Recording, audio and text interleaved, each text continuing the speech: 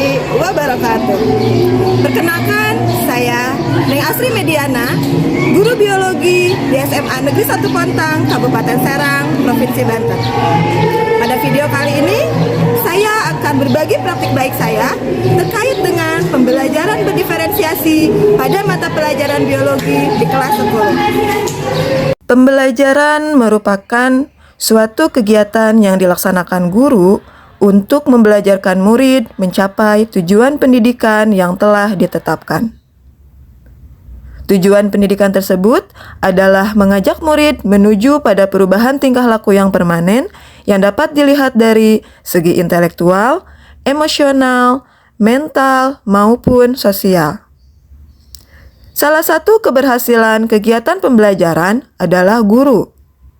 Seorang guru harus mampu menciptakan pembelajaran yang kreatif dan inovatif karena keberhasilan pendidikan ditentukan oleh bagaimana proses pembelajaran berlangsung.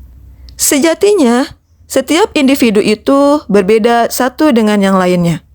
Di satu sekolah yang sama, tidak dapat dipungkiri terdapat perbedaan karakteristik antar murid, baik minat, gaya belajar, latar belakang, ataupun kemampuan saat menerima informasi terkait dengan materi yang diajarkan. Begitu juga di SMA Negeri 1 Pontang, ditemui keberagaman gaya belajar murid. Hal tersebut dapat ditunjukkan dari hasil asesmen diagnostik non-kognitif yang telah dilakukan. Dalam kegiatan pembelajaran, biasanya guru hanya memberikan satu jenis teknik pengajaran untuk semua murid. Padahal, setiap murid itu memiliki kebutuhan belajar yang berbeda. Hal inilah yang menyebabkan sebagian murid merasa jenuh atau kurang termotivasi saat mengikuti pembelajaran serta kesulitan dalam menerima materi yang diajarkan. Suatu alternatif untuk mengatasi keberagaman gaya belajar murid dalam satu kelas pada pembelajaran biologi ialah menerapkan pembelajaran yang tepat.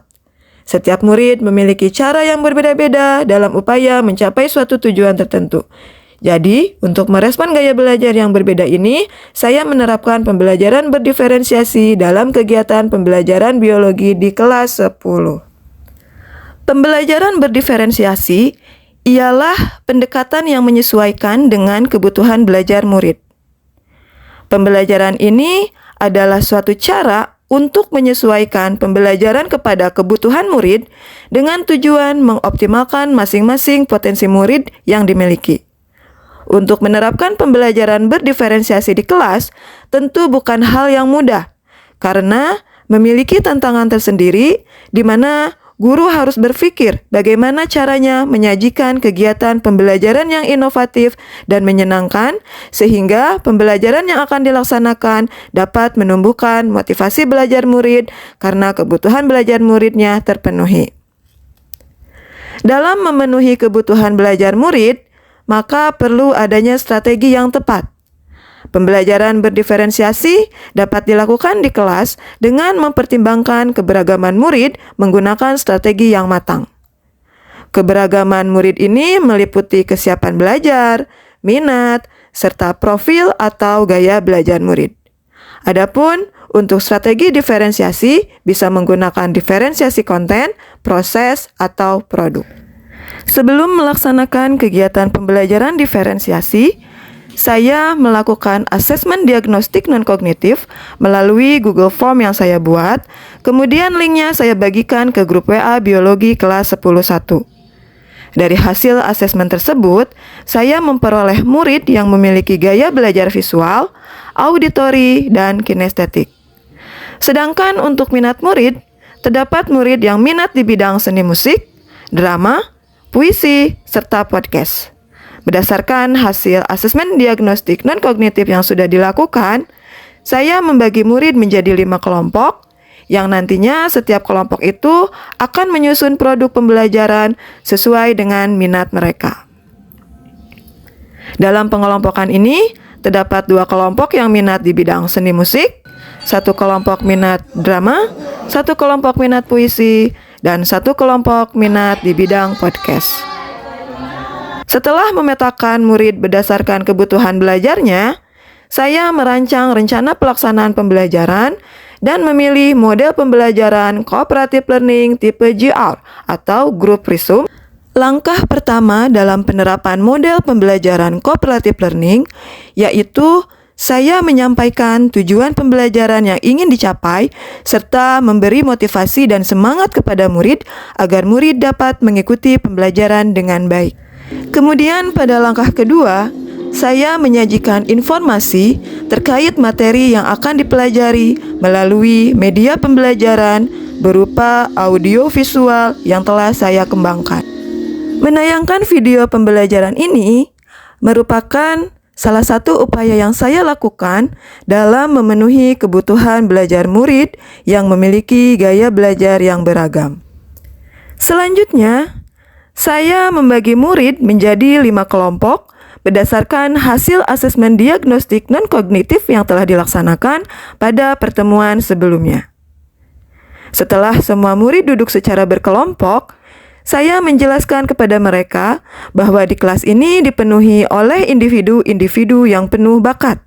Saya juga menyarankan kepada murid untuk mengidentifikasi dan menunjukkan kelebihan yang mereka miliki dengan membuat resume kelompok yang nantinya akan disajikan dengan cara yang berbeda-beda. Sebelum murid membuat resume, saya memberi kesempatan kepada murid untuk mengumpulkan informasi sebanyak-banyaknya yang relevan. Mereka dapat mencari informasi tersebut dari buku paket atau internet melalui smartphone yang mereka miliki. Kemudian, saya membimbing kelompok-kelompok belajar dalam mengerjakan tugas yang telah saya berikan. Pembelajaran berdiferensiasi tentu tidak terlepas dari diferensiasi produk.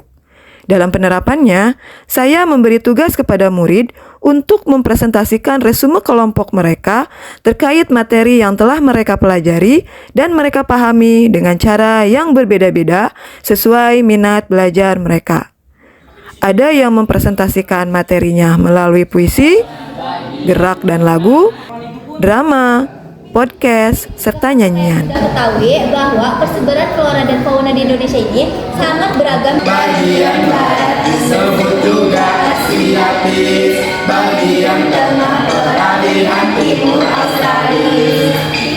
Langkah berikutnya yaitu mengevaluasi hasil belajar kelompok, lalu memberikan apresiasi atau penghargaan dengan cara memberikan penilaian terhadap penampilan hasil karya murid yang telah mereka sajikan. Sebelum dilakukan proses penilaian secara individu, saya mengajak murid untuk melakukan permainan tempel gambar terkait materi yang telah dipelajari. Pada proses penilaian kognitif, saya memberikan murid soal-soal tentang keanekaragaman hayati subtema penyebaran flora dan fauna di Indonesia melalui Google Form. Setelah melaksanakan penilaian kognitif, kemudian saya merefleksi pembelajaran yang telah dilaksanakan dan menyampaikan materi yang akan dipelajari di pertemuan berikutnya. Demikian pemaparan praktik baik saya. Terima kasih. Wassalamualaikum warahmatullahi wabarakatuh. Hari ini tuh pembelajarannya seru banget karena kita itu menggunakan banyak banget media. Kayak yang pertama itu ada PPT, ada video, dan yang terakhir itu ada tempel gambar. Nah, terus setiap murid juga diberikan kesempatan untuk mempresentasikan hasil diskusinya dengan berbagai cara, kayak podcast, drama, lagu, bahkan lagu dan gerakan juga. Jadi menurut saya hari ini itu nilainya 10/10 banget. Pembelajaran kali itu sangat menyenangkan. Karena apa? Karena kita bisa melihat video yang ditampilkan oleh Bu Neng Astri yang dimana kita itu lebih mudah memahaminya gitu. Jadi dengan video itu kita lebih asik lah gitu untuk belajar dan juga dibagi per kelompok untuk kita saling berdiskusi sehingga kita pun bisa bertukar pikiran antara semua anggota. Sehingga pembelajaran itu mudah dipahami dan lebih masuk gitu di akal kita. Dan juga kita melalui berbagai media tahapan pembelajaran seperti pembahasan materi, penonton video, dan juga evaluasi seperti ini, seperti menempel gambar, sehingga kita pun mudah memahami dan insya Allah ingat selamanya ya. Itu saja dari saya. Terima kasih. Assalamualaikum warahmatullahi wabarakatuh.